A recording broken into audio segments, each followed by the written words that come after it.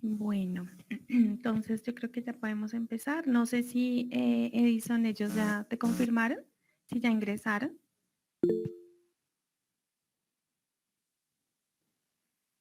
Ah, bueno, ya llegó Carlos Fabián. Listo, perfecto. Entonces voy a empezar a presentar.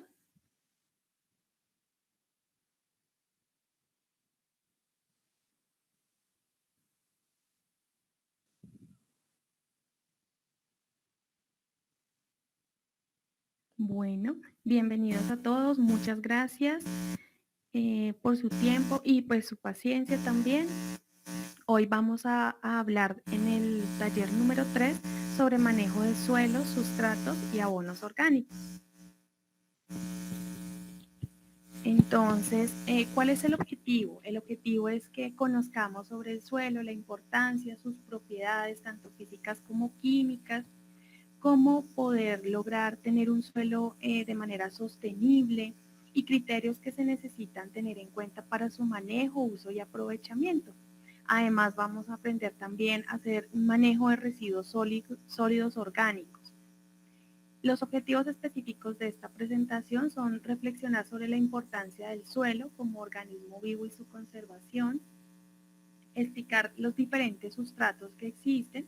Los sustratos, teniendo en cuenta que son mezclas que nosotros realizamos cuando no tenemos disponibilidad de un suelo con todas las características necesarias para poder sembrar. Entonces hacemos mezclas y a estas mezclas les llamamos sustratos. También vamos a aprender sobre técnicas de compostaje y lombricultura y adicionalmente realizar procedimientos de fertilizantes líquidos. En primera medida, el suelo es la capa superficial de la tierra en donde los animales y el hombre se interrelacionan y de donde el hombre obtiene su sustento. Entonces, podemos observar que en el suelo hay una gran diversidad de microorganismos que cumplen funciones importantes y que son determinantes en la transformación de componentes orgánicos e inorgánicos. Por esto hay que comprender la importancia del suelo en el sustento del hombre, ya que los procesos que se efectúan allí van a llevar a que las raíces de las plantas puedan asimilar los diferentes nutrientes que se encuentran en el suelo. Y bueno, tenía un video, pero veo que por mí no lo podemos como por ejemplo, yo aquí escucho el audio, pero creo que ustedes no. ¿Me confirmas, Edison?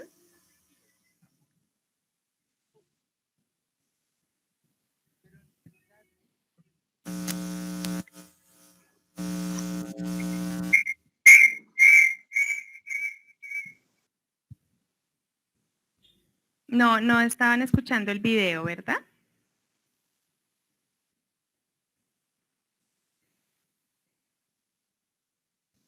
No, el video no. Listo. Entonces, como no, creo que no me deja como compartir el video, el audio del video. Entonces, lo que voy a hacer es que les voy a dejar el enlace en pues en el chat para que ahorita lo puedan ver. Es un video bien bonito, interesante, entonces, porque lo podemos ver la imagen, pero creo que no nos deja escuchar. Entonces yo les dejo el enlace para que lo puedan ver. Es sobre la importancia del suelo, pero es básicamente lo que acabamos de hablar, pero de una forma más animada. Bueno, entonces pues podemos ver que en el suelo hay unos componentes que se dividen en horizontes. El horizonte A, que es la capa más superficial del suelo, está conformada por hojas, residuos orgánicos, residuos que están descompuestos y parcialmente descompuestos. Y normalmente lo que más lo identifica es que su capa es oscura. En la medida en que sea oscura, asimismo nos está indicando qué tanta materia orgánica posee ese suelo. También tenemos el horizonte B y el horizonte C. En el horizonte B normalmente es donde se depositan todas aquellas sustancias que por acción de la lluvia, o primordialmente por el agua, puede ser también donde tenemos presencia de cuerpos de agua, se nos van depositando rocas y material de esta escorrentía y nos forman el horizonte B. En el horizonte C tenemos ya lo que es fragmentos de meteorización de roca madre. ¿Qué es la roca madre? La encontramos en el horizonte D y es aquella que forma como tal la estructura del territorio en el que estamos, del suelo como tal en el que estamos. Cuando esta roca se empieza a sufrir algunos cambios, esos cambios los vamos a notar aquí en el horizonte C. Eso significa que es la meteorización, son esos cambios de esa roca madre y lo vamos a observar acá. Y estos que son unas transiciones son lo que encontramos entre cada uno de los horizontes.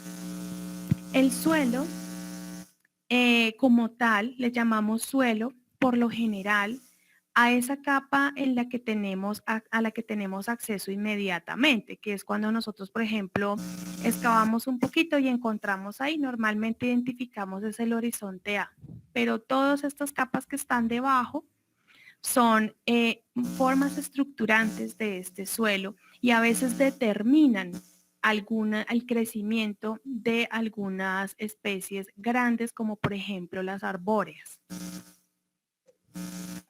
Tenemos que el suelo tiene unas propiedades.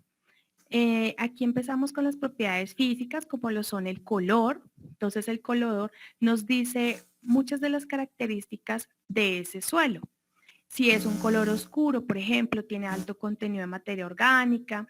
Si es un color como blanco o tendiente al color blanco, nos indica que es un suelo que tiene gran presencia de carbonatos o sales.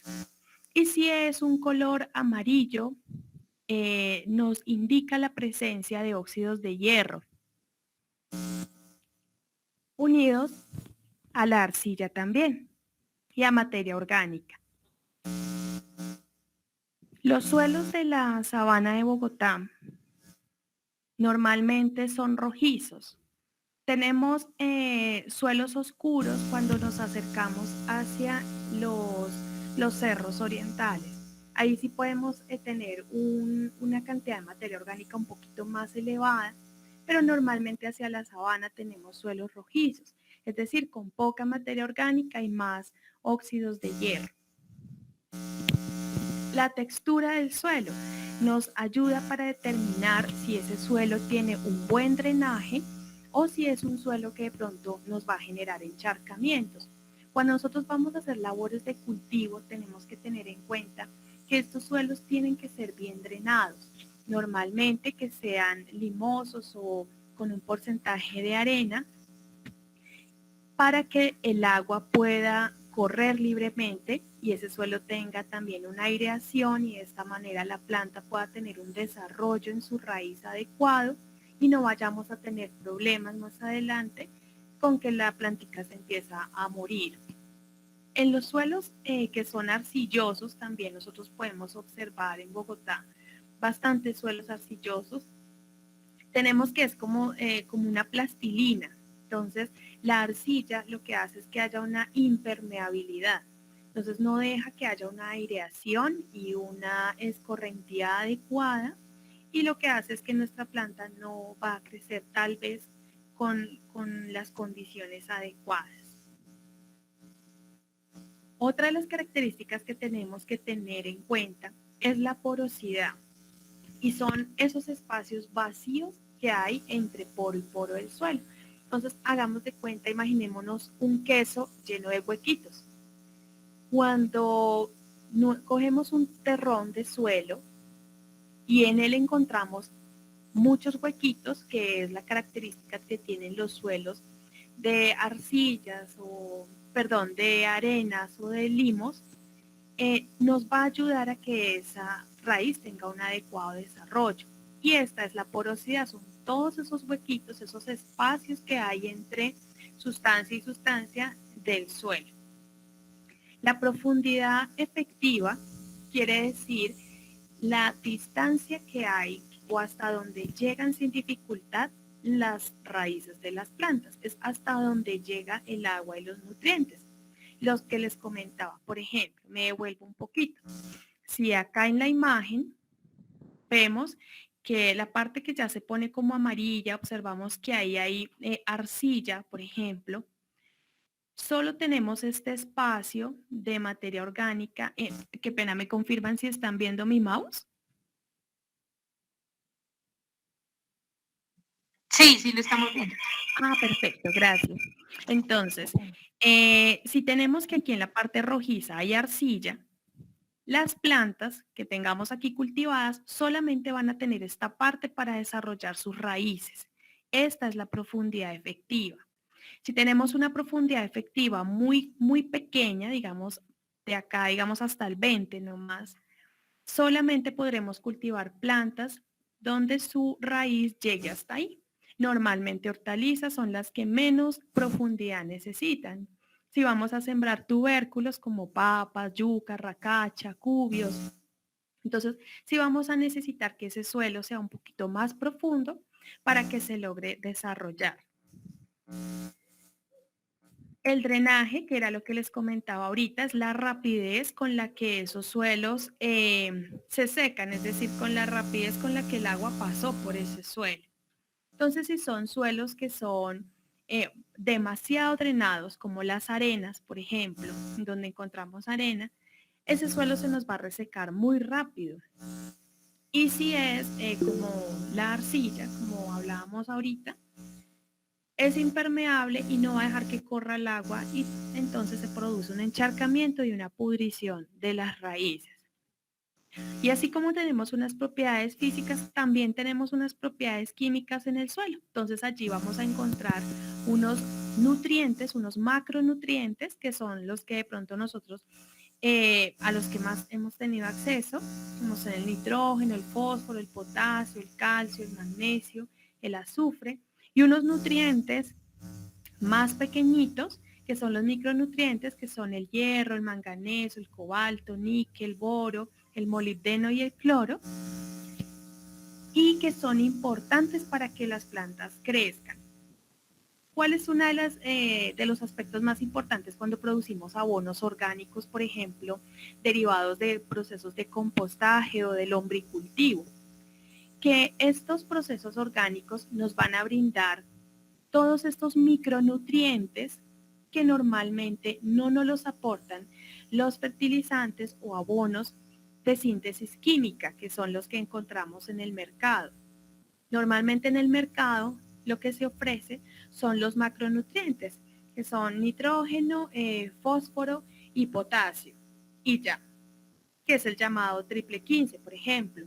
O también nos toca buscar ya otros abonos u otros fertilizantes, ya uno que contenga calcio, otro que contenga magnesio, otro que contenga azufre, según el requerimiento del cultivo. En los abonos orgánicos nos da la gran ventaja de que nos genera esos micronutrientes por medio de la descomposición de materia orgánica y se hacen un poco más fáciles para que las plantas los puedan absorber, sobre todo si combinamos el proceso de compostaje con lombricultivo. Otro aspecto que tenemos que tener en cuenta es la materia orgánica. Como les decía ahorita, si es un suelo que es solo el sustrato, digamos, es solo la tierra, pero como en forma inerte, digámoslo así, y no tenemos materia orgánica, pues las plantas tampoco van a tener el desarrollo y crecimiento adecuado. Otro factor es la acidez o la alcalinidad. Normalmente los suelos de Bogotá son ácidos. Entonces lo que hacemos aquí es manejar la acidez del suelo con la cal.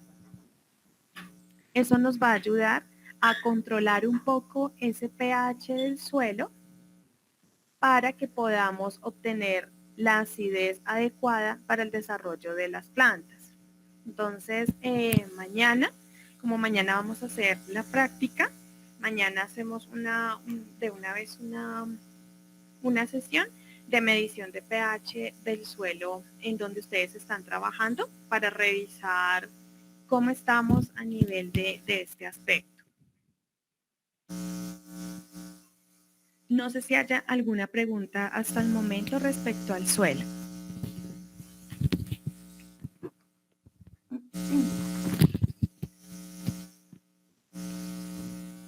No por el momento, pero oye, dicen que si está haciendo la sesión grabada por 2 personas, como, no entiendo. En donde lo que pasa es que hay varias personas que están haciendo el intento de grabarla, pues para saber, pues para tener como más opciones y que de pronto al momento de colgarlos no nos quedemos con una sola opción, no sé. Luego dice que hay Okay. No, listo ya. Vale, muchas gracias. Sí, es que era, pues varios están como experimentando varias opciones para que las personas que no se pudieron conectar logren tener la grabación del taller. Listo. Entonces, yo creo que podemos pasar al sustrato.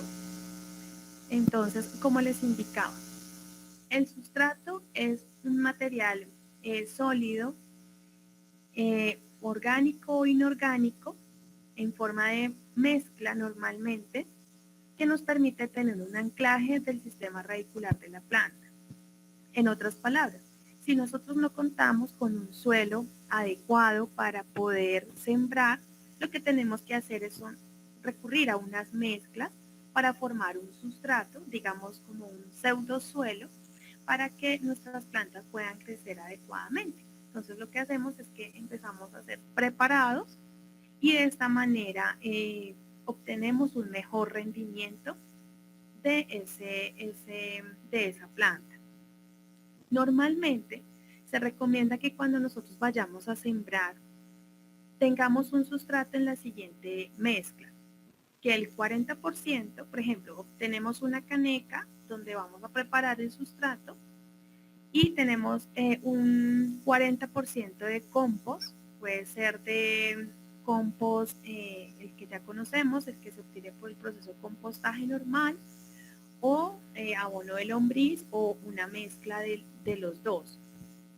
Un 40% de tierra negra y un 20% de cascarilla de arroz quemada o cascarilla de arroz normal, lo que venden en las tiendas de animales también nos puede servir. O si no tenemos eso, entonces puede ser pasto seco picado. Es importante que el pasto esté seco porque si lo colocamos fresco, él va a enraizar y nos va a llenar el sustrato de pasto. ¿Para qué se hace esto? Para que tengamos, la cascarilla de arroz nos proporciona aireación y porosidad, que era lo que veíamos hace un momento, importante para el desarrollo de las raíces. El 40% de tierra negra lo que va a hacer es darnos un soporte y el 40% entre compost y abono de lombriz o solo compost o solo abono de lombriz, lo que nos va a aportar son los nutrientes para que esa planta pueda crecer adecuadamente.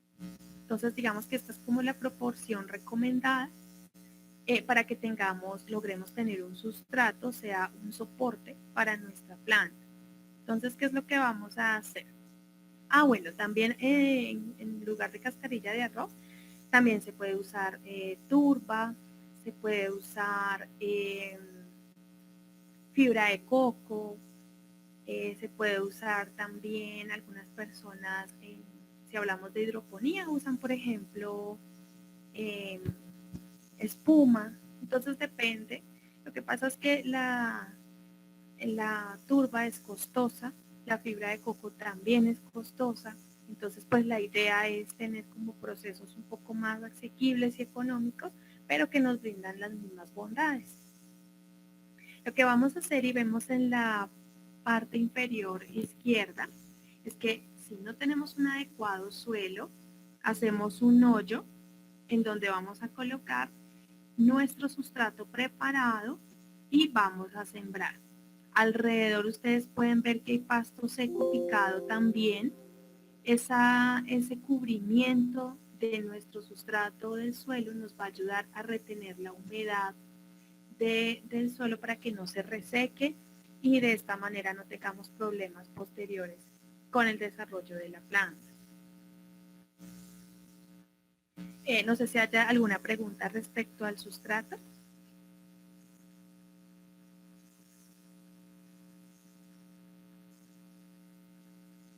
La persona que quiere abrir su micrófono lo puede hacer. Lo que sucede es que como estoy presentando no me deja ver el chat. Entonces no sé, digamos, tenemos preguntas en el chat o si podemos continuar.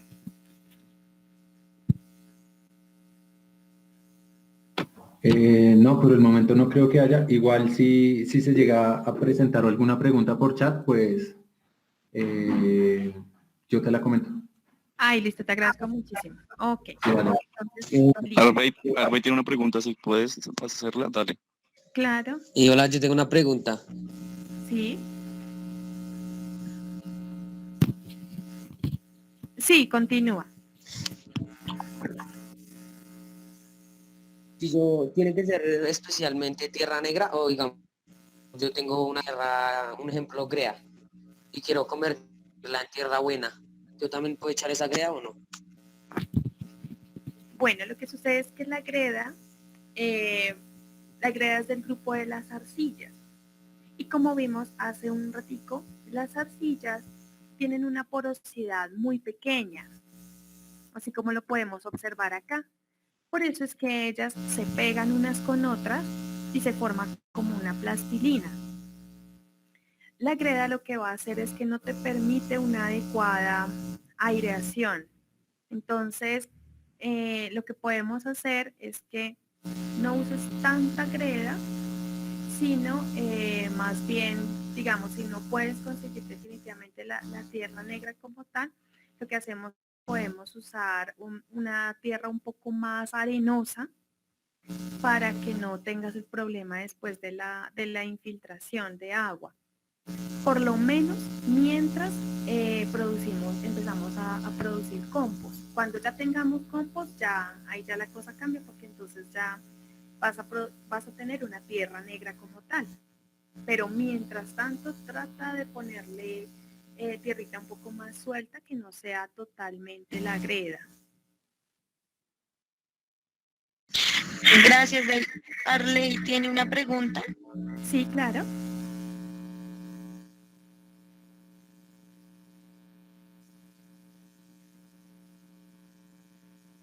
Bueno, no sé si es que de pronto Arley no puede hablar, pero entonces la pregunta que él deja es, ¿se puede hacer la cascarilla de arroz?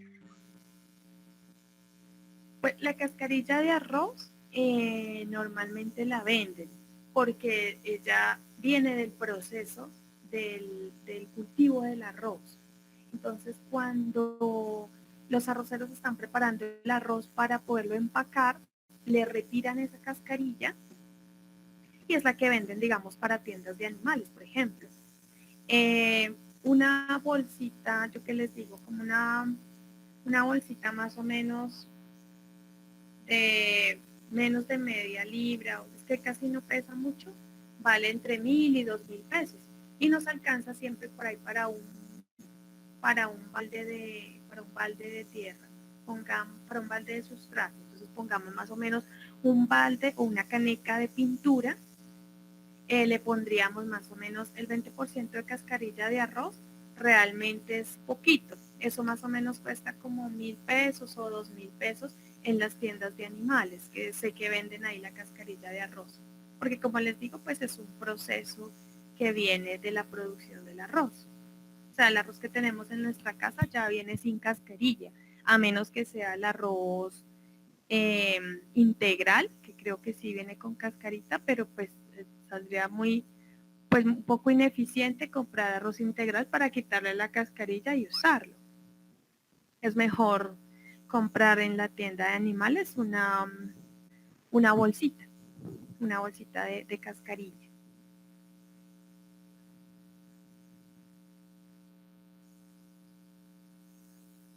También lo que podemos hacer para reemplazar, si definitivamente no tenemos la cascarilla de arroz, es el pasto seco picado, que esté bien sequito, lo picamos bien pequeñito y nos sirve para darle esa aireación y ese drenaje al sustrato.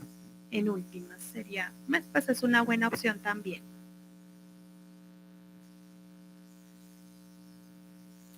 No sé si haya alguna otra pregunta.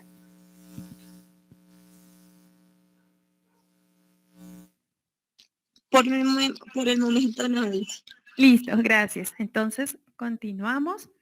El compost. Entonces, el compost es lo que obtenemos como resultado del proceso de compostaje. Entonces, tenemos que diferenciar, digamos, esos dos términos, porque el proceso que nosotros hacemos para lograr esa materia orgánica se llama compostaje. En este proceso lo que hacemos es degradar materiales de origen vegetal o animal por la acción de millones de bacterias, hongos o los microorganismos que nosotros utilicemos en presencia de oxígeno. Lo que hacemos durante este proceso es recircular los nutrientes, los desechos que obtenemos en nuestras casas, pero que todavía tienen nutrientes, son recirculados para que le sirvan de materia prima a este proceso, porque finalmente los que hacen todo el trabajo son los microorganismos. Tenemos que tener eso bien claro para saber cómo el proceso se desarrolla y de esa manera ir aportando lo que le vaya haciendo falta al compost. Entonces, los microorganismos que nosotros incorporamos al proceso de compost para que sea eficiente, los podemos obtener, por ejemplo, de estiércol de animales herbívoros. Tiene que ser de animales herbívoros porque si es, por ejemplo, en nuestras mascotas, tienen una carga microbiana que nos puede hacer daño a nosotros, teniendo en cuenta que lo que vamos a producir es alimento. Entonces debe ser estiércol de animal herbívoro, como la ruminaza, por ejemplo, o algunas huertas ahorita están utilizando las heces de los caballos de la Escuela de Caballería en la localidad de Santa Fe. Esa escuela le está como donando algunas huertas y es, pues como son animales herbívoros, es un material que es muy bueno para adicionarle microorganismos al compost. También le podemos adicionar microorganismos por medio de un yogur, por ejemplo, que sea un yogur ojalá casero, no industrializado, porque los yogures industrializados normalmente tienen procesos de pasteurización y entonces ahí se nos muere mucha carga bacteriana, que es la que vamos a necesitar para el proceso.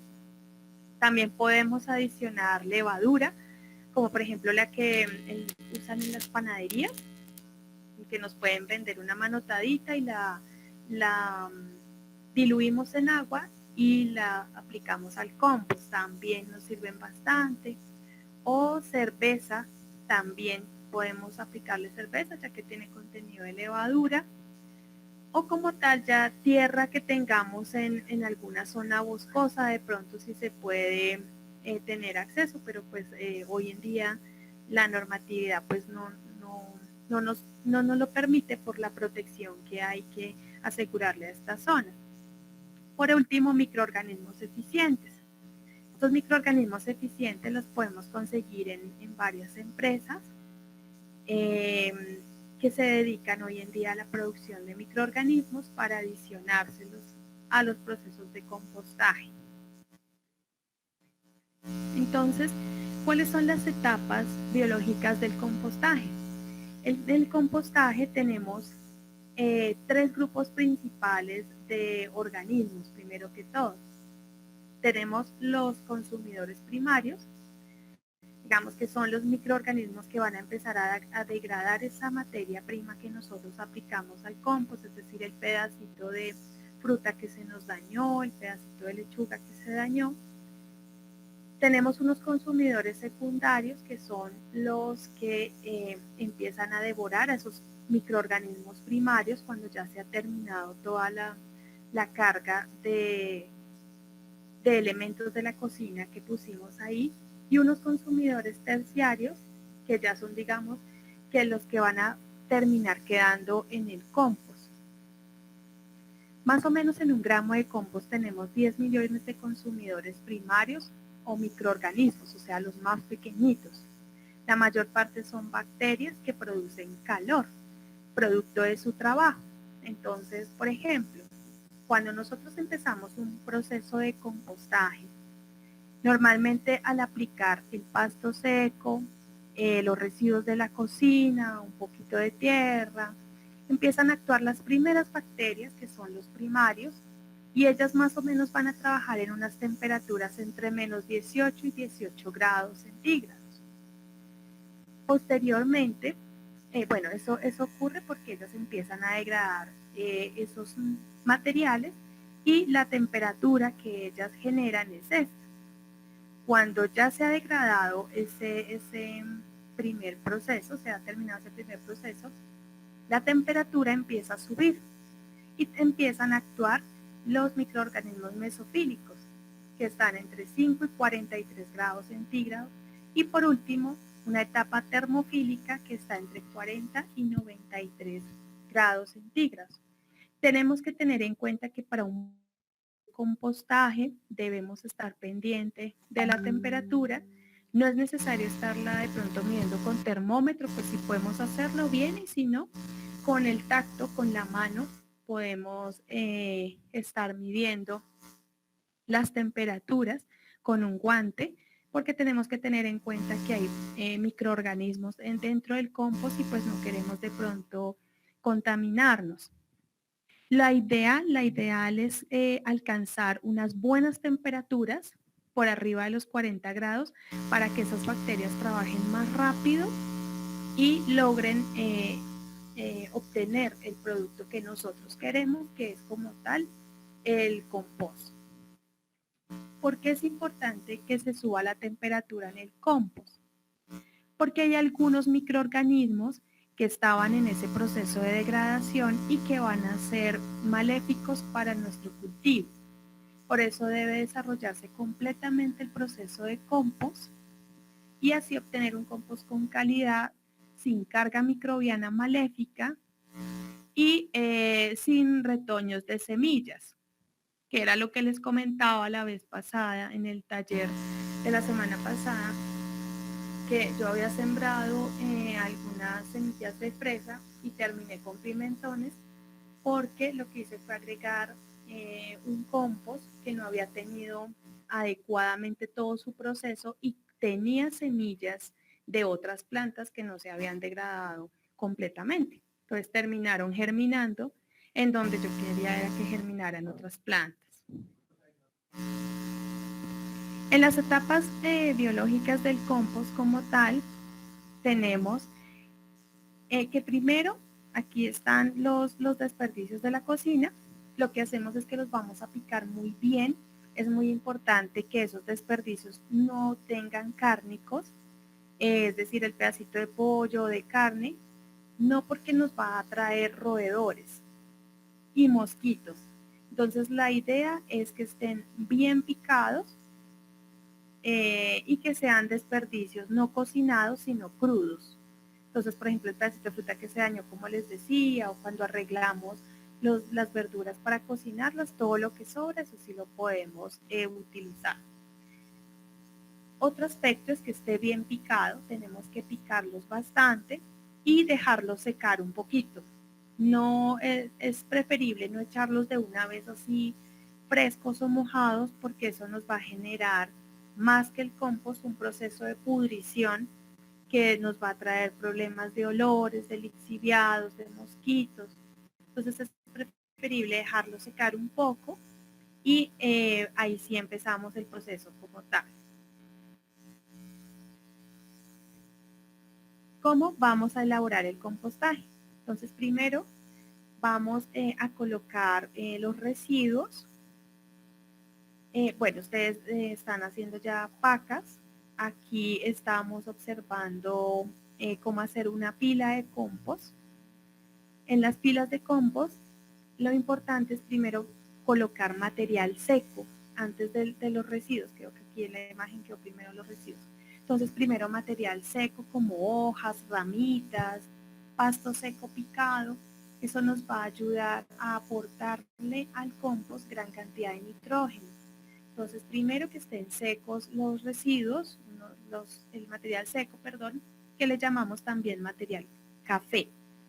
Material seco, encima los residuos picados, luego encima colocamos nuevamente material seco, colocamos una fuente de energía para los microorganismos, entonces puede ser, por ejemplo, melaza que se hace derritiendo la panela en agua y aplicamos esa agua de panela cruda, digámoslo así, encima de los residuos. Eso le va a dar energía a los microorganismos para que ellos salgan a degradar todo el material.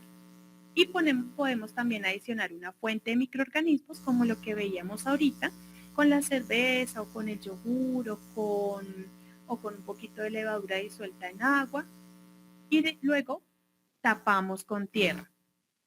Es importante que los residuos queden totalmente cubiertos para evitar problemas de malos olores y mosquitos. Todos los días debemos verificar el proceso, hacer un volteo más o menos, para que nos ayude a que todo se vaya integrando y de esta manera el proceso se vaya acelerando.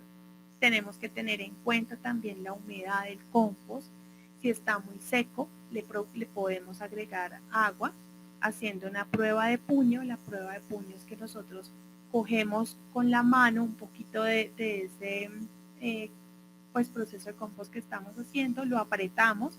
Si escurre mucha agua, está muy húmedo y tenemos que aplicarle más material seco, entonces pasto seco picado, hojitas, ramitas, para nivelarle la humedad.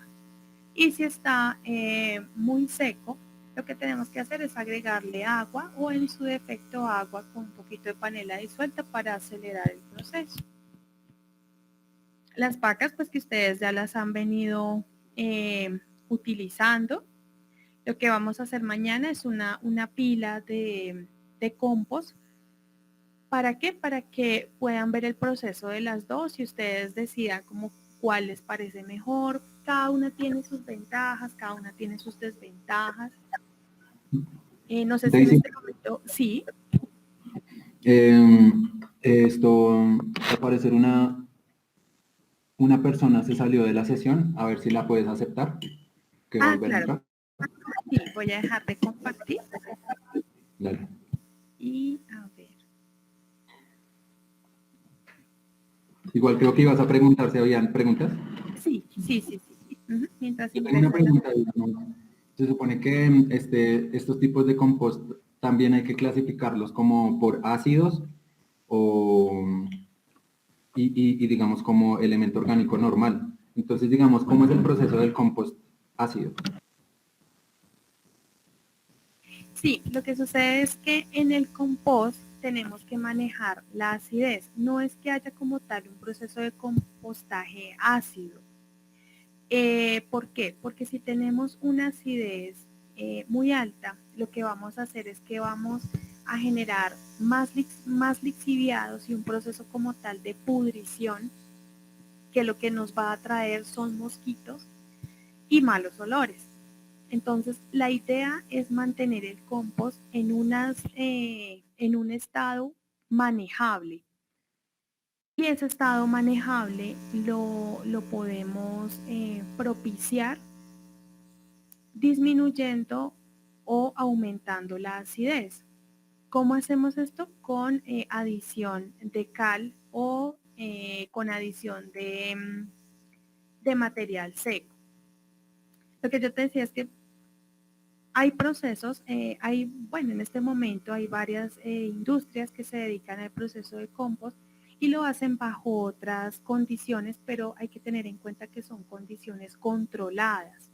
Si ellos quieren hacer algunos otros procesos en donde, por ejemplo, lo que se aumente sea niveles de nitrógeno o lo que ellos quieren es que se aumenten niveles de carbono, entonces hacen diferentes procesos.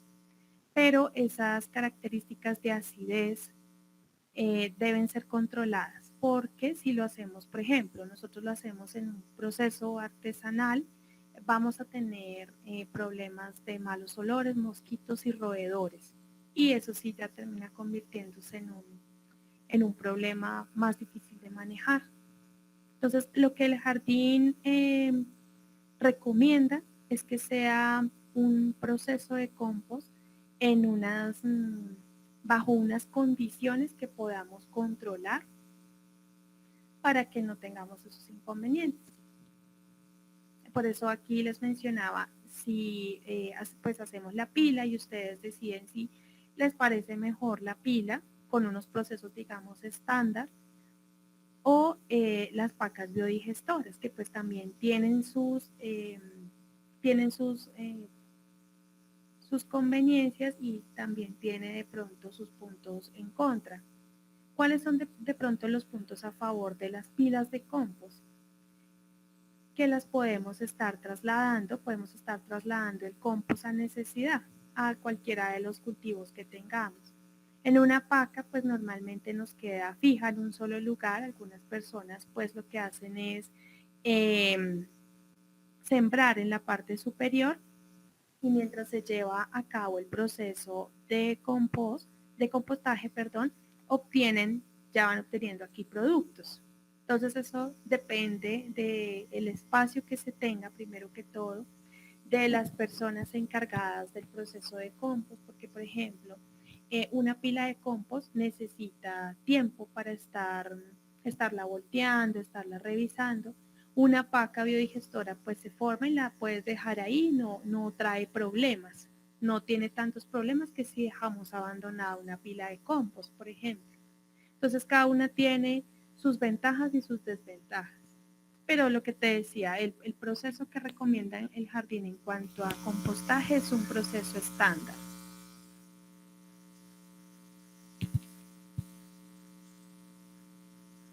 Ok, oye, creo que hay unas preguntas en el chat, Sí. pero antes de eso, Sí. perdón, como para no, Loren quiere decir una cosa, tiene una pregunta. Bueno. Sí. Igual, digamos, mi pregunta sobre el compost ácido también iba como referente a, hay compost que solo se realiza con cáscaras de naranja, de mandarina, sí, como de frutas ácidas como tal, y es eso, digamos, tiene el mismo proceso, y digamos, para qué tipo de tierra o de plantas es ese tipo de compost. He visto que, digamos, hay muchas personas que no mezclan en el material orgánico ese tipo de desechos. Entonces, para eso, en eso iba enfocada mi pregunta. Perdón. Ah, ya, qué pena. Sí, no te entendí antes la pregunta. Bueno, depende si el proceso de compost va a tener, digamos, un precompostaje y posteriormente se va a pasar a un lombricultivo. Entonces, si vamos a tener un precompostaje, que es lo que necesitan las lombrices, no podemos adicionar materiales tan ácidos porque las lombrices posiblemente van a empezar a sufrir. Cuando agregamos solamente un tipo de residuos, el compost en lo que se nos limita es en el suministro de esos micronutrientes de los que hablábamos inicialmente. No es muy recomendable limitar el proceso de compostaje. Si vamos a usar lombrices, nos toca así limitarlo un poco, por lo que les comentaba. No podemos aplicar entonces, por ejemplo, cebollas o ácidos. Pero si no vamos a pasar el proceso de compostaje, por proceso de lombricultivo, podemos utilizar todo lo que podamos para que quede más enriquecido y obtengamos los 15 micronutrientes que se necesitan tener en el suelo. Entonces, no es tanto porque qué se le puede aplicar o no, digamos, a qué clase de cultivo, sino es por si vamos a utilizar un proceso posterior, es decir, no vamos a hacer un compostaje completo, sino solamente un precompost para las lombrices. Es más ahí cuando se utiliza lo que tú me comentas de los cítricos.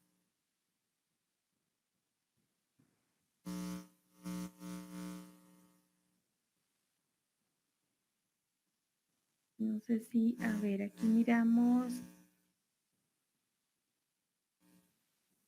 Bueno, lo de los microorganismos, ya les indico bien la empresa porque no recuerdo en este momento, se me escapa el nombre de la empresa, que es como la más recomendada porque hay varias empresas, pero ya les digo bien el nombre de la empresa que nos vende los microorganismos eficientes y que pues en su práctica han tenido buenos resultados. Las temperaturas en casa se pueden controlar con el tacto, es decir, con la mano. Importante siempre utilizar un guante y estar haciendo volteos, es decir, estar revolviendo el compost continuamente y verificando la humedad del mismo, pero siempre con guantes. Es importante porque acordémonos que tenemos bastante carga microbiana y no queremos contaminarnos o generar de pronto algún tipo de dermatitis. Hay otra pregunta. Que si se ha probado con hongos. Sí, algunas personas de algunas huertas están probando con hongos, no solo con los microorganismos normales que se venden, sino con hongos, con levaduras, y con diferentes técnicas, no solo, por ejemplo, comprando los microorganismos, sino atrapándolos en el bosque. Entonces, hay diferentes técnicas, diferentes microorganismos. En este momento, como digamos, la agricultura urbana está teniendo un gran crecimiento. Asimismo, están surgiendo bastantes iniciativas donde se están probando diferentes procesos. No sé si hay alguna otra pregunta.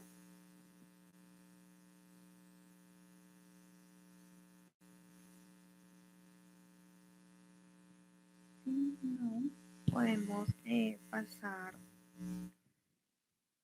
a las condiciones requeridas por el compostaje. Aquí les comentaba la prueba de puño. Entonces, la idea es que cuando nosotros tomemos en la mano un pedazo del compost y la apretemos, no esté con excesiva humedad, pero tampoco esté seco, sino que tenga, notemos que está como cuando la tierra está húmeda, cuando ha llovido, pero que ya está oreadita, así debe estar el compost. Es importante porque los microorganismos pueden perecer si no tenemos la humedad adecuada, lo mismo que la temperatura adecuada. Cuando, por ejemplo, alcancemos condiciones termofílicas, es decir, entre 40 y 93 grados centígrados, pero eso ya es como con pilas un poco más al aire libre en la casa. Nosotros los procesos que podemos tener de manera casera no llegan normalmente a esas temperaturas, sino que lo que estamos pendientes es más como de la humedad, que no se produzcan malos olores ni mosquitos, pero normalmente no llegan hasta esas temperaturas. Cuando usamos pilas al aire libre, por ejemplo, en el lugar en donde ustedes tienen su huerta, sí es posible alcanzar ese tipo de temperaturas porque tenemos primero más disponibilidad de material, tenemos más presencia de oxígeno y podemos agregar mucho más microorganismos, porque si lo hacemos en casa podemos tener problemas de mosquitos y malos olores. Lo que les comentaba de la cal, que se debe aplicar como corrector de pH y aporte de calcio. ¿Cómo podemos aportar también el calcio? Con cáscaras de huevo, pero casi que pulverizadas. Es importante aplicar las cáscaras de huevo al compost y no a las plantas.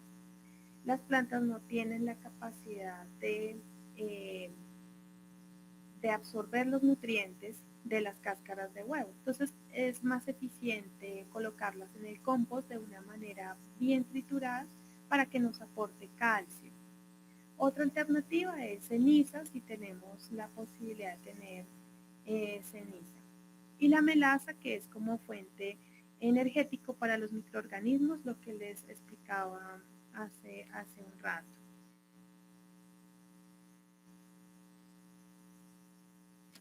Aquí tenemos como en la parte inferior tenemos la imagen del compost, de la pila de compost. Entonces tenemos que tener siempre en cuenta la relación carbono-nitrógeno. ¿Cómo garantizamos esa relación?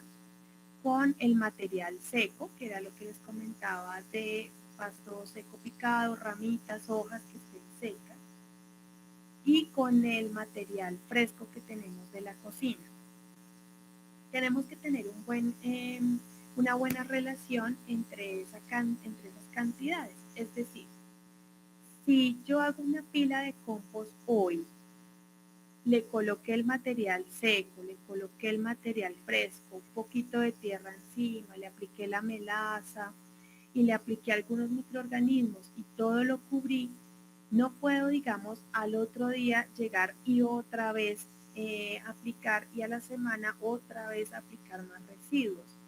¿Por qué? Porque los residuos que yo apliqué el día de hoy ya tienen un proceso. Y si yo aplico en una semana nuevos residuos, van a desequilibrar ese proceso de compostaje que yo tengo. Entonces, ¿qué se recomienda? Que yo logre almacenar una cantidad adecuada de residuos, lo que yo crea que puedo manejar, los dejo secar un poco y armo mi proceso de compostaje, y si me van saliendo más residuos, eso los deje para otro proceso de compostaje. No estarlos mezclando porque eso me va a dañar la relación entre la parte seca y la parte húmeda, entonces ahí voy a empezar a tener problemas respecto al balance tanto microbiano como de pH del compost. Entonces, ¿qué nos aporta nitrógeno? Todo lo que es el material seco, es el material café que normalmente lo llamamos, y lo que nos aporta carbono es todo ese material, los desperdicios que sacamos de la cocina. No sé si alguien acá tenga alguna otra pregunta.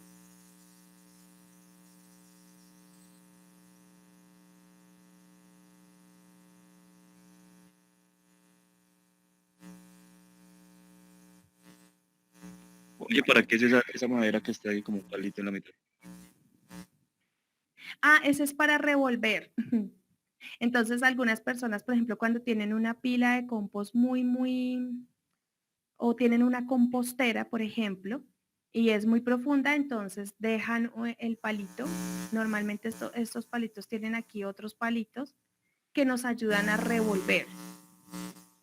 Es para eso, para poder hacer el volteo. Como si vamos a poner un aire libre como mañana, entonces es mucho más fácil con una pala estar revolviendo.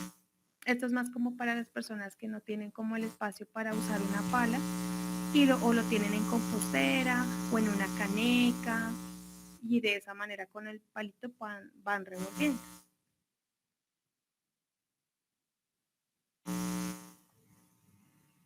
Es importante tener algunas consideraciones antes de iniciar el compost, como picar muy bien los residuos, los de lo que hablábamos ahorita, y deshidratarlos un poquito antes de incorporarlos para evitar los malos olores y la cantidad de lixiviados que se generan.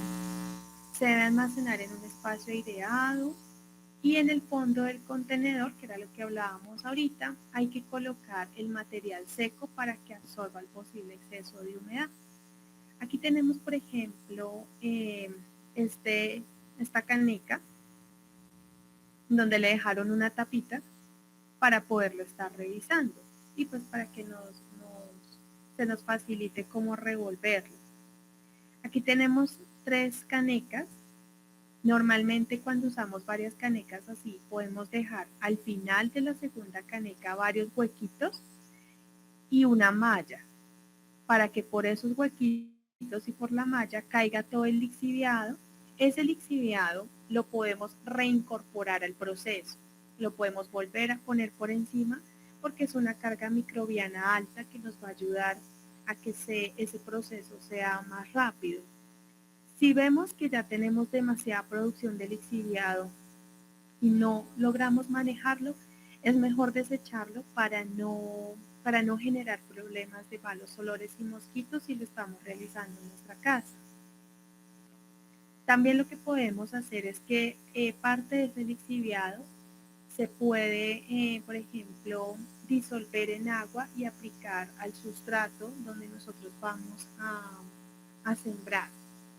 Pero solo lo hacemos si el proceso de compost ya vemos que está madurando, es decir, que ya no hay casi residuos, sino que ya se está casi que transformando en tierra todo. Si ponemos el lixiviado que aparece durante los primeros días, donde todavía tenemos procesos de descomposición, es una carga microbiana que posiblemente nos va a enfermar nuestras plantas. Entonces, por eso se recomienda que durante las 2 o 3 primeras semanas se reincorpore al proceso para que entre las mismas bacterias se vayan equilibrando y no vayamos a tener esa carga microbiana nociva para nuestras plantas. Aquí tenemos otro ejemplo también con canecas, y cuando vemos que ya está, digamos, nos quedó muy apretado el compostaje en la caneca, lo podemos sacar entonces en un plástico y hacer el volteo, revisar las condiciones de humedad, revolverlo muy bien y volverlo a incorporar a la caneca. Lo podemos hacer también de esa manera.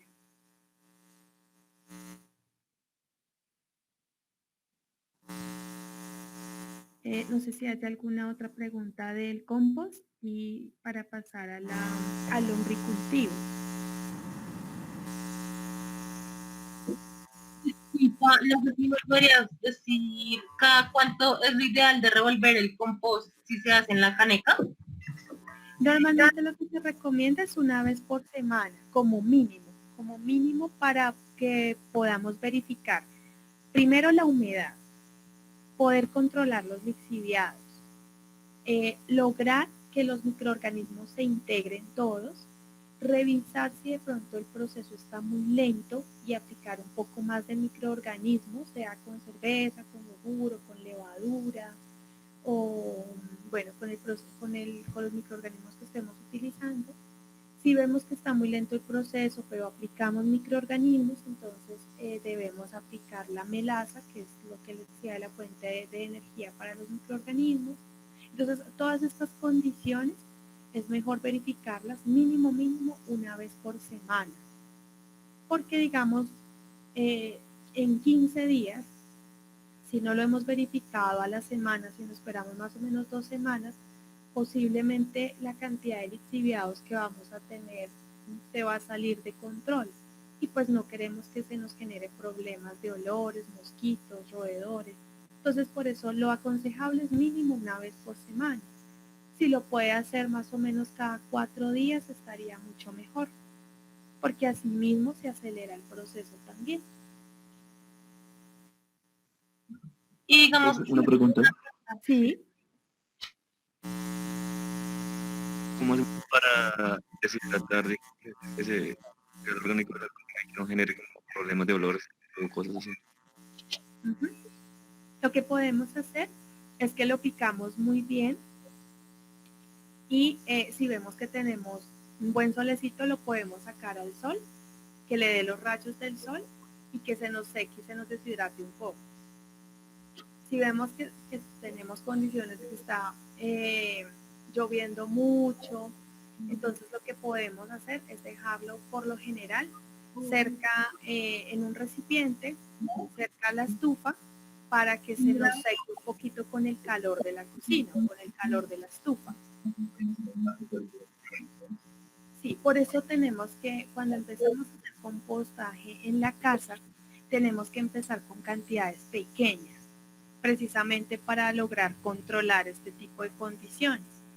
Si usamos muchos residuos de primerazo, se pueden salir de las manos y pues esa no es la idea. Entonces es mejor ir de a poquitos y cada vez de pronto a medida que vamos cogiendo más experiencia, aumentar un poco más la carga de residuos.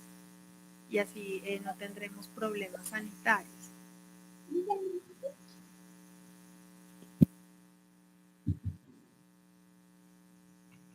No sé, creo que había otra pregunta. Y si es una caneca, ¿en cuánto tiempo ya tendríamos el compost? Normalmente se da un rango más o menos de 3 meses, pero eso también depende, porque si hacemos unos volteos continuos, aplicamos microorganismos continuamente y aplicamos energético continuamente, es decir, la melaza, posiblemente ese compost salga en unos 2 meses. Y también de la cantidad. Bueno, tú me dices que una caneca, sí, más o menos para 3 meses.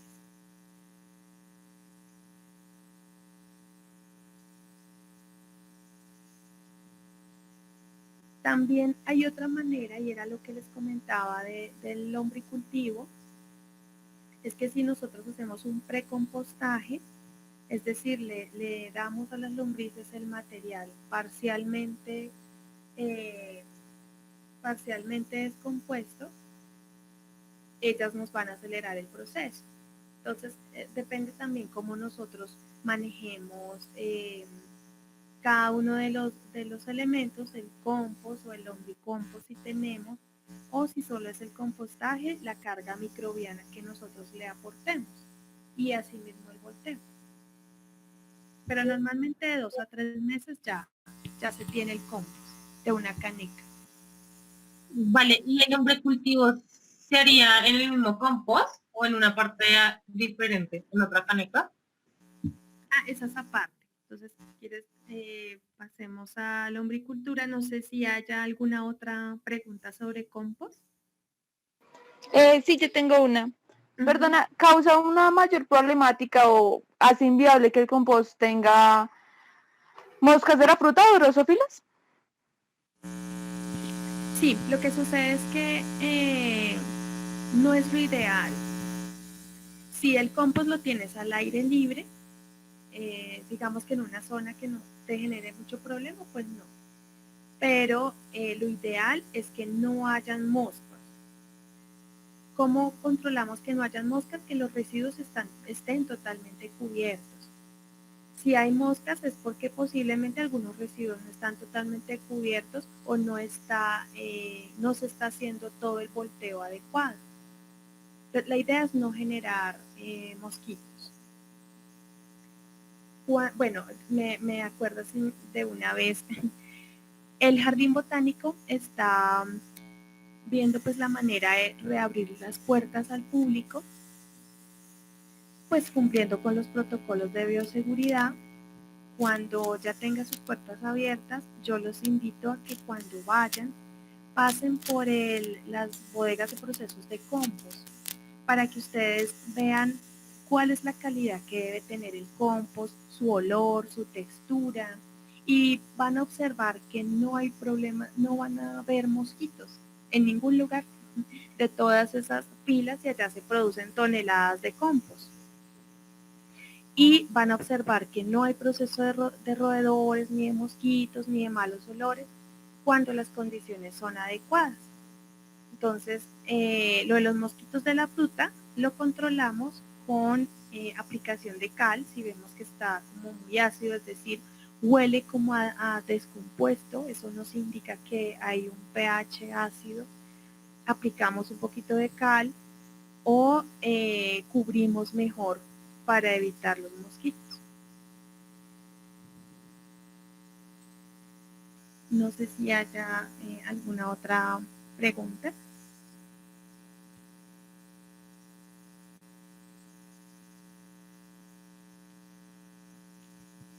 A la humedad, Sí, dime.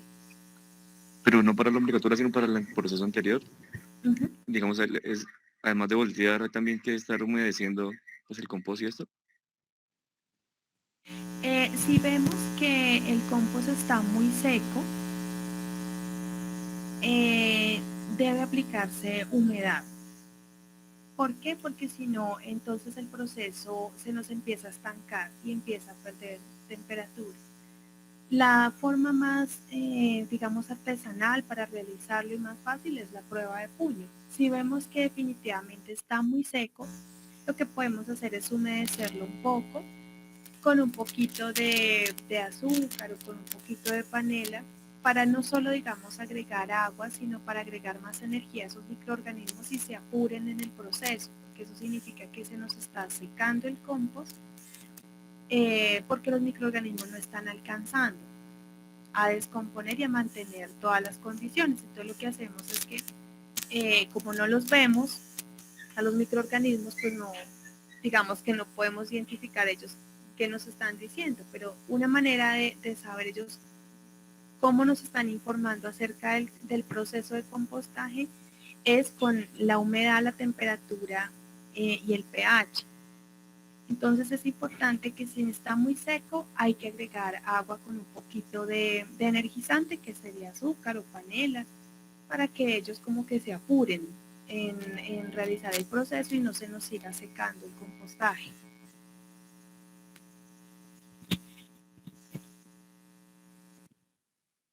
Creo que podemos pasar al proceso de lombricultura.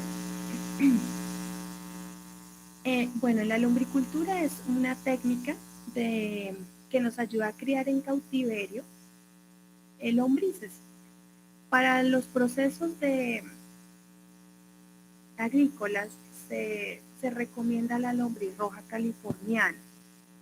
¿Por qué se recomienda la californiana y de pronto no las nativas? Porque la californiana se adapta al cautiverio, es decir, ella ya está adaptada a este tipo de condiciones, se deja manejar en condiciones de cautiverio. La lombriz nativa, ella pues va a sufrir, va a tender a escaparse y entonces vamos a tener problemas. También porque la lombriz roja californiana es muy voraz, es decir, ella logra comer grandes cantidades de desperdicios a una tasa más alta que de pronto las lombrices nativas. Es una lombriz también que vive más tiempo y es fácil el manejo que ella, es un poco más fácil el manejo de este tipo de lombriz y adicionalmente es capaz de convertir la materia orgánica precompostada, tenemos que tener en cuenta eso, a una tasa de mayor velocidad que la lombriz nativa. Es importante tener en cuenta que si vamos a usar estiércol de animales herbívoros, tiene que primero pasarse este estiércol por un proceso de precompostaje y no colocárselo directamente a la lombriz porque tiene una carga microbiana muy alta y de pronto puede enfermar a las lombrices. En las lombrices también se tiene, igual que en el compostaje, hacer la prueba de puño. Bueno, para la pregunta que hacían hace un momento, que si el proceso se puede hacer en el mismo compostaje, la idea es que no es tan recomendable porque si en el compost tenemos residuos que de pronto no les gusten a las lombrices, o si ponemos cáscara de huevo, por ejemplo, esto va a lastimar a las lombrices. Entonces es preferible hacer un proceso de compostaje aparte del lombricultivo. Cuando nosotros hacemos un precompost, lo que hacemos es esperar un tiempo a que esos desperdicios de la cocina ya estén un poco más fáciles para digerir, para que la lombriz lo digiera.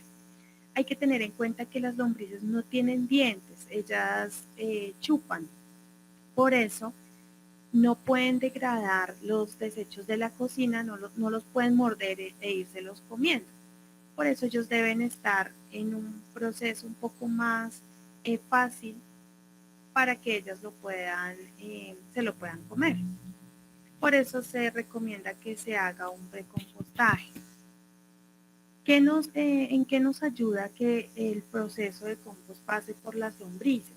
Ellas tienen la facultad de enriquecer con sus enzimas el producto final. Entonces es una gran ayuda tener lombrices cuando hacemos procesos de agricultura. Para revisar la humedad, al igual que en el compost, se hace con la prueba de puño. En las lombrices debe tener una humedad más o menos entre el 70 y el 80%. ¿Cómo se hace? Cuando hacemos la prueba de puño, deben escurrir 2 o 3 goticas, pero que tampoco esté totalmente encharcado, pero sí debe tener un poquito más de humedad que el proceso de compostaje para que ellas no vayan a sufrir. La temperatura sí es importante medirla, debe estar entre 20 y 25 grados centígrados. Entonces esto lo podemos lograr en una cama, en un cajón, por ejemplo, en un cajón de madera puede ser, y lo cubrimos con un plástico. Eso nos ayuda a mantener esa temperatura entre 20 y 25 grados. Una acidez entre 5 y 8.4. Esa acidez, bueno, aquí nos dice que usemos un pHímetro, que es un aparato que mide el pH, pero nosotros lo podemos hacer con unas tiritas que venden en las farmacias para medir pH. Ponemos una tirita, mañana voy a llevar unas para que las puedan observar, y ahí nos dice la escala de pH en la que se encuentra la cama de las lombrices.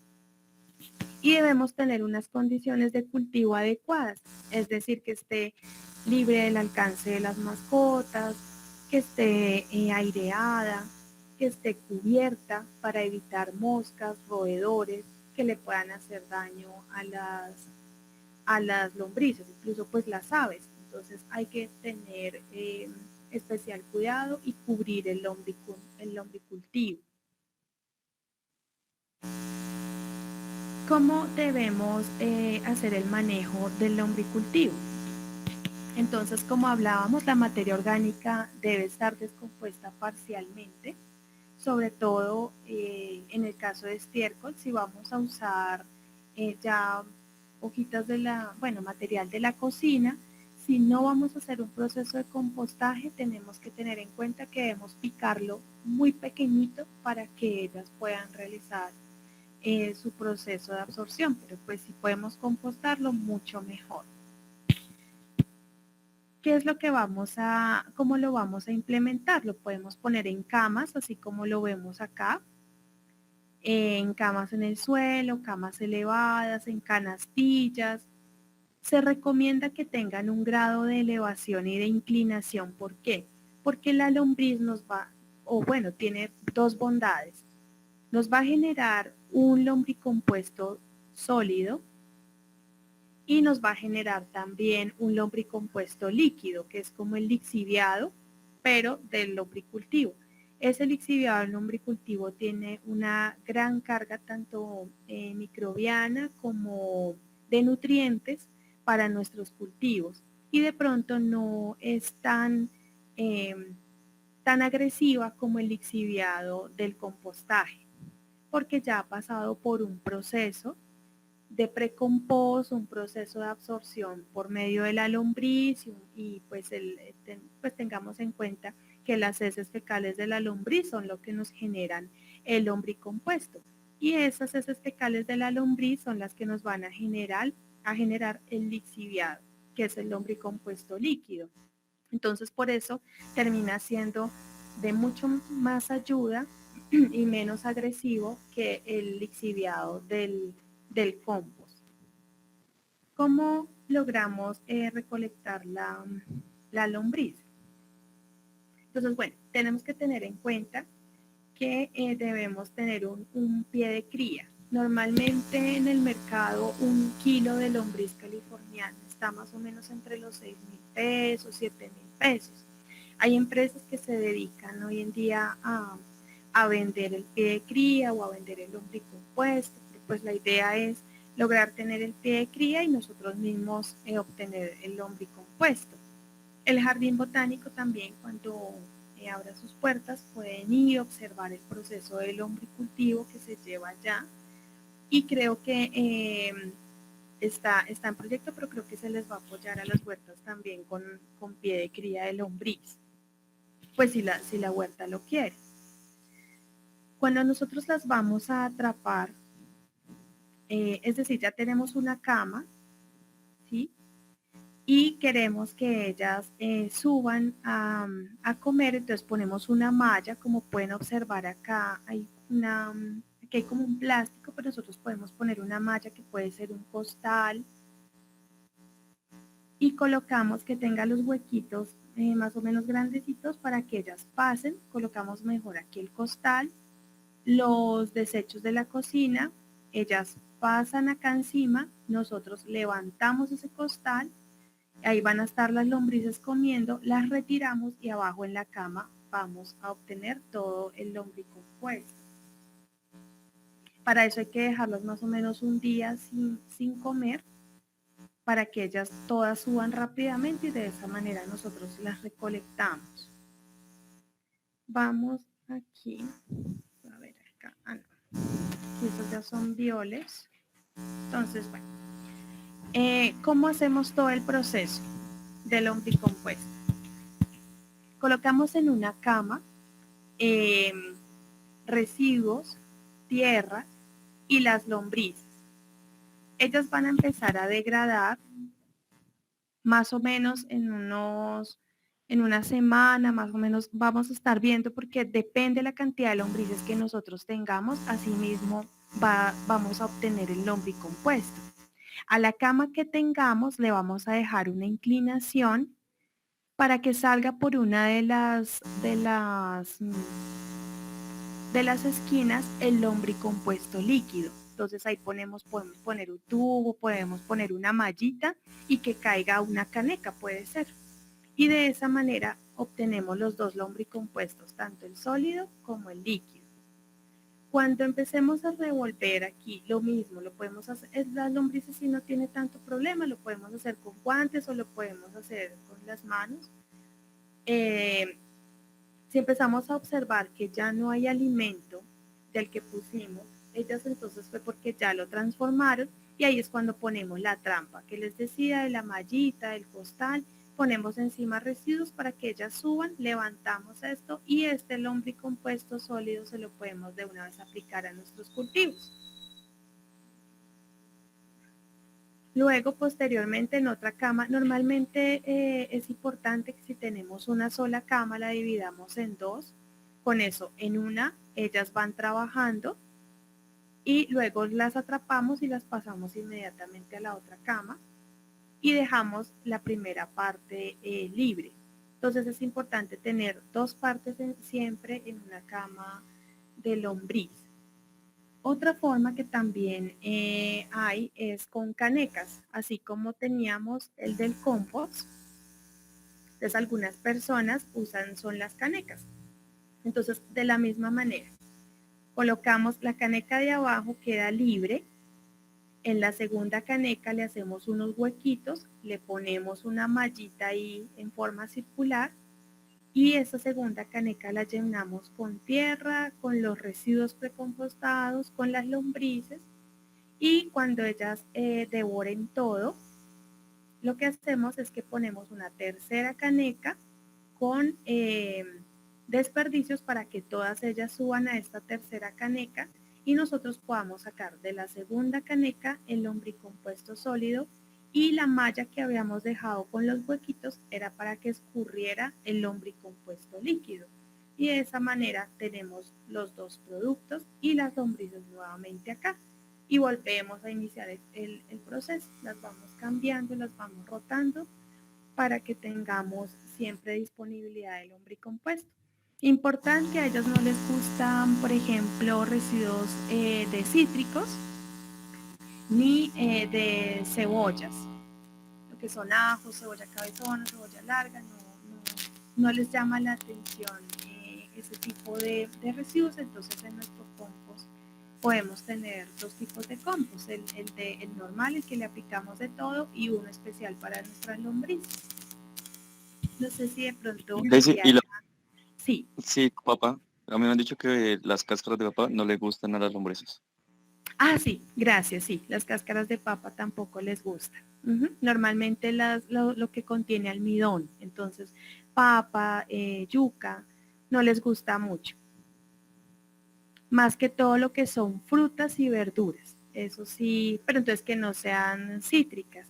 Entonces les gusta muchísimo lo que son alimentos de hoja, como por ejemplo la lechuga, las acelgas, la espinaca, tomate.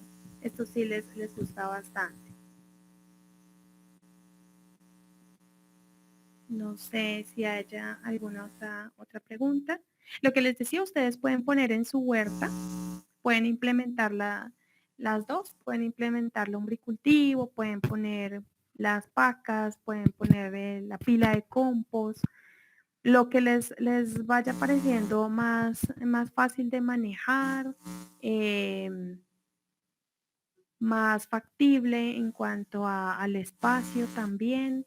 Eso sí ya queda, digamos, a gusto de los agricultores. Nosotros recomendamos el lombricultivo por el enriquecimiento que se le hace por medio de las lombrices al compost como tal. Entonces vamos a tener un compost mucho más enriquecido. No sé si haya alguna otra pregunta.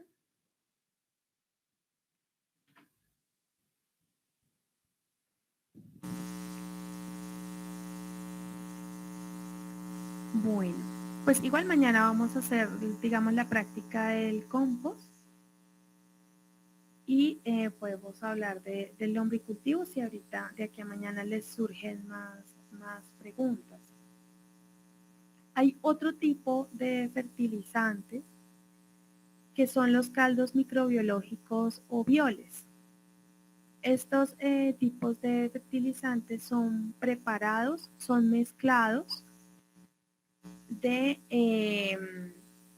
pues con diferentes materiales que podemos tener en la huerta y que van a aumentar la producción de nuestras plantas.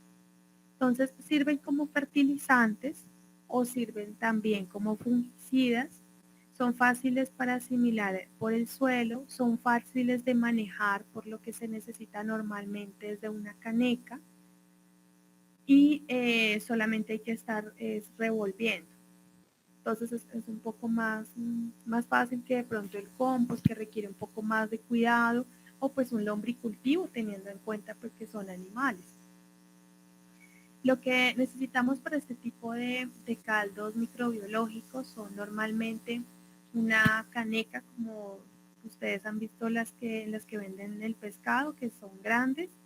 Esa nos puede servir. Ahí utilizamos agua, estiércol de animal herbívoro. Entonces, lo que son, si alguien tiene pollitos en la casa, o si, como les decía, algunas huertas que están utilizando estiércol de la escuela de caballería, también puede ser. Melaza, porque eso pues recordemos que la melaza siempre le va a dar energía a los microorganismos. La leche, porque en la leche vamos a encontrar también una fuente de alimento para los microorganismos.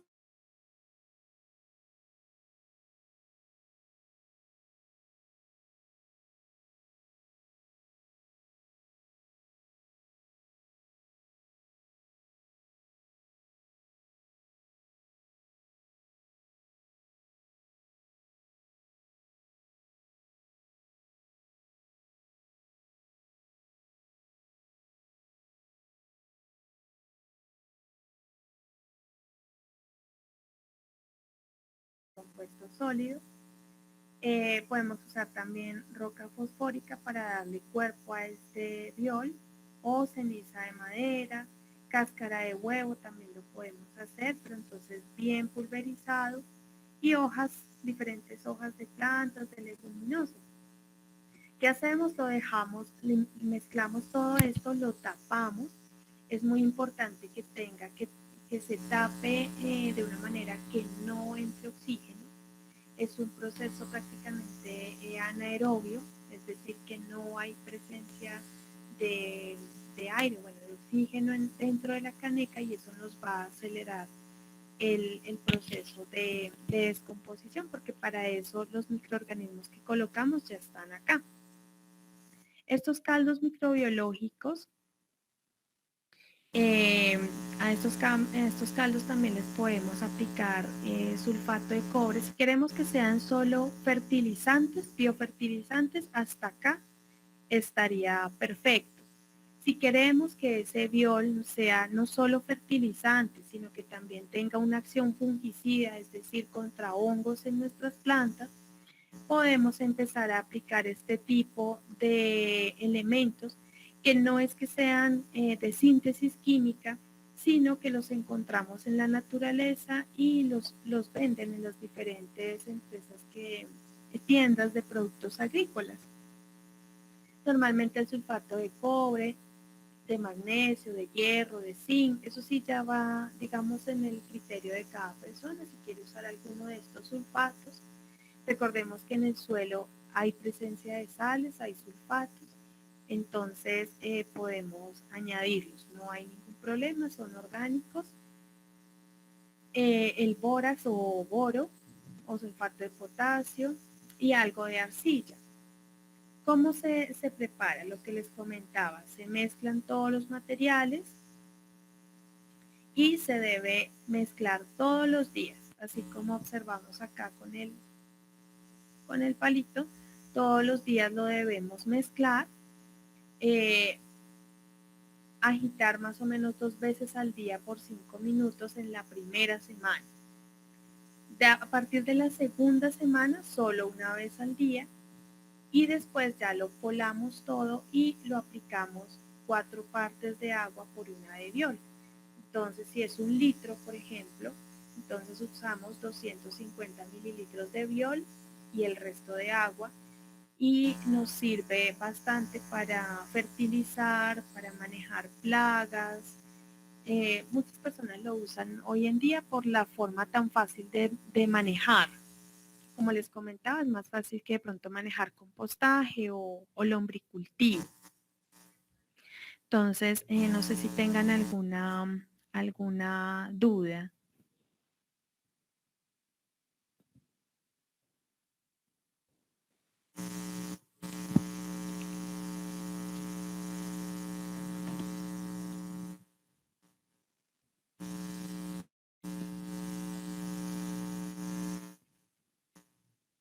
Voy a mirar el chat.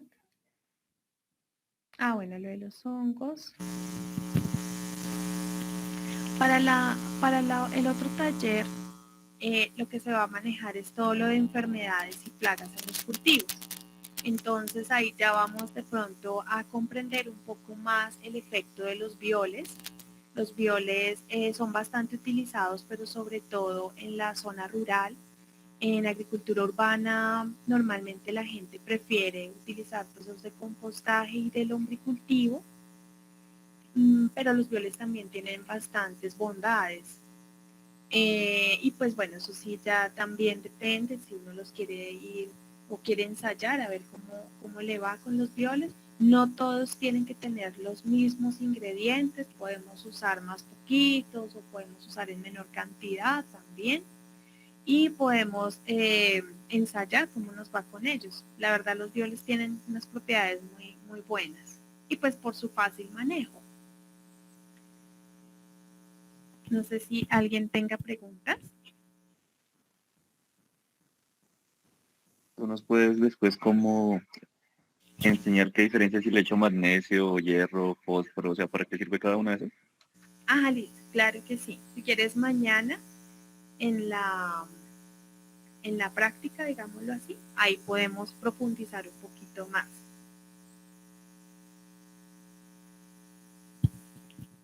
Listo, gracias. No sé si alguien tenga más dudas. Ah, bueno, para mañana sí podemos llevar algunos elementos de cocina, digamos, no sé si alguien tenga algunos residuos de cocina, un poquito de melaza. Yo llevo algunas tiritas para medir pH. También podemos llevar un poquito de levadura de las que venden en la panadería y hacemos una pila de compost. Pues la idea pues tampoco es hacer una pila súper grande, ¿no? Pero sí algo que nos ayude a visualizar un poco más el proceso para hacer compost.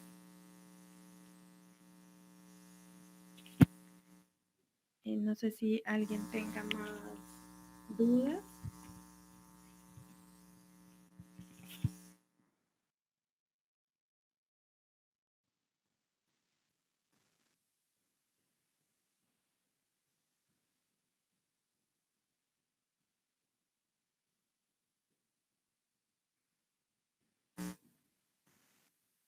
Bueno.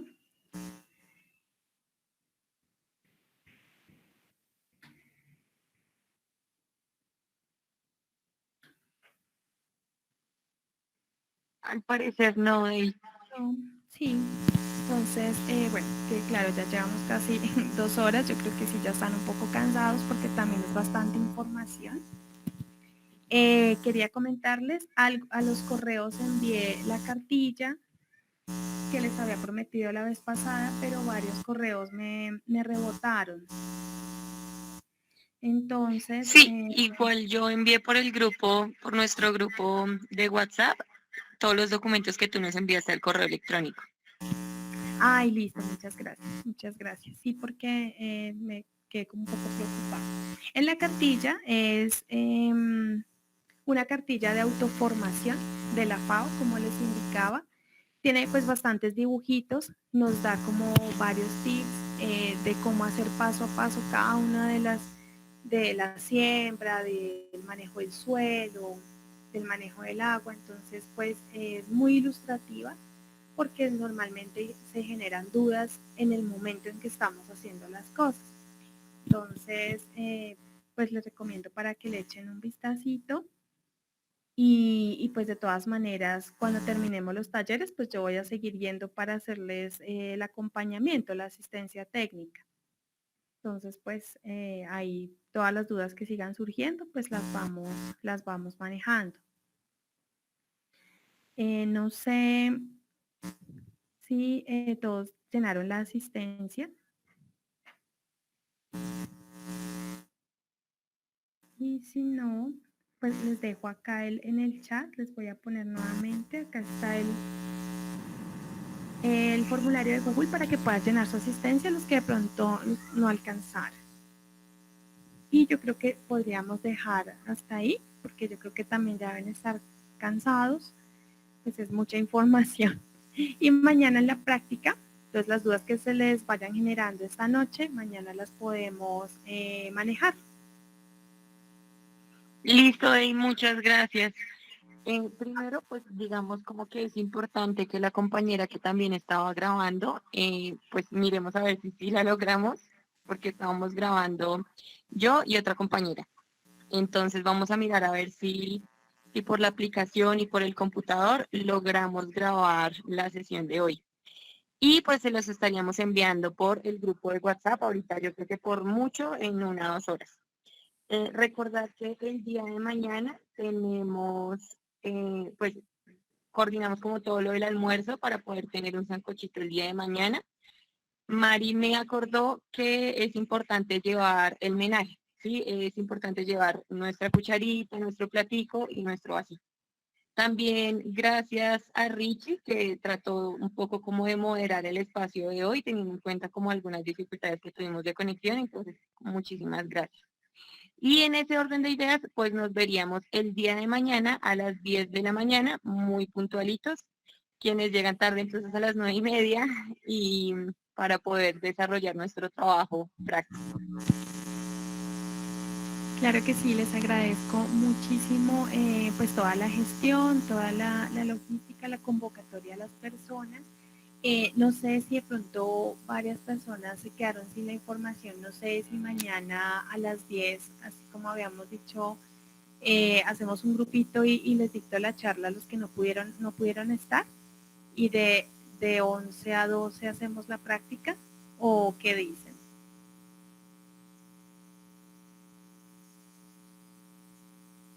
Pues la idea es como poder compartir el video de hoy si lo logramos grabar.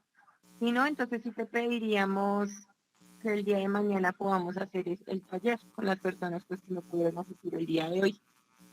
Listo, perfecto. ¿No? Pues mañana me cuentas y pues yo llevo, o sea, voy preparada. Llevo la USB y por si hay personas que no pudieron estar y si no se pudo grabar. Y si se pudo grabar, pues perfecto, iniciaríamos entonces la práctica. Listo, y pues igual agradecerte una vez más por tu tiempo y pues por tu compromiso con nosotros y pues a todos y todas las personas que se lograron conectar. Y pues no, como decía Sue, nos vemos mañana a las 10 puntuales. Listo, perfecto. Muchas gracias a todos por su tiempo, su disposición y su interés. Nos vemos entonces mañana.